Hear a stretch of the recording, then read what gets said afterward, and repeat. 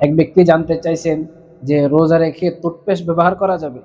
উত্তর হচ্ছে, কোনো ব্যক্তি যদি রোজা রেখে টুথপেস্ট ব্যবহার করে তার রোজা ভাঙবে না, কিন্তু তার রোজাটা মাকরু হয়ে যাবে। কোনো ব্যক্তি যদি রোজা রেখে যদি টুথপেস্ট ব্যবহার করে তার রোজাটা মাকরু হয়ে যাবে, তার রোজা ভাঙবে না। এখন না ভাঙ্গার কারণ কি? না ভাঙ্গার কারণ হচ্ছে যে যে জিনিসটি দিয়ে সে টুথপেস্ট হিসেবে ব্যবহার করতেছে ওটা গলার নিচে যায় না।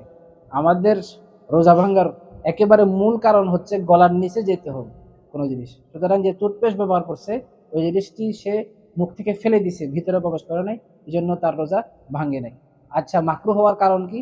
মাকরু হওয়ার কারণ এটাই যে ওই ব্যক্তি রোজা রাখছে এমন এক বিষয় সে অবলম্বন করছে, এমন এক জিনিস সে ধরছে যে জিনিসটার কারণে তার রোজাটা ভেঙে যাওয়া 99% হয়ে গেছিল। 99% সম্ভব ছিল যে রোজাটা ভেঙে যাবে, একটুর জন্য ভাঙে নাই। কারণ যখন ব্রাশ করে মানুষের যে টুথপেস্ট আছে এটার কোনো একটা অংশের ভিতরে যাওয়ার প্রবল সম্ভাবনা থাকে। ওই ব্যক্তি ওই কাজটা করার কারণে, অর্থাৎ রোজা ভাঙ্গার সুনিশ্চিত 100% থেকে 99% ভাঙানোর একটা সম্ভব ছিল, এই জন্য এই কাজটা করার কারণে রোজাটা মাকরু হয়েছে। একটা প্রশ্ন হচ্ছে, কোনো জিনিসের স্বাদ গ্রহণ করলে রোজা ভাঙবে? স্বাদ গ্রহণ করলে কিন্তু রোজা ভাঙবে না। যদি স্বাদ গ্রহণ করলে রোজা ভাঙতো, আমরা যে কুলি করি এর কারণে কিন্তু রোজা ভেঙে যাওয়ার কথা ছিল।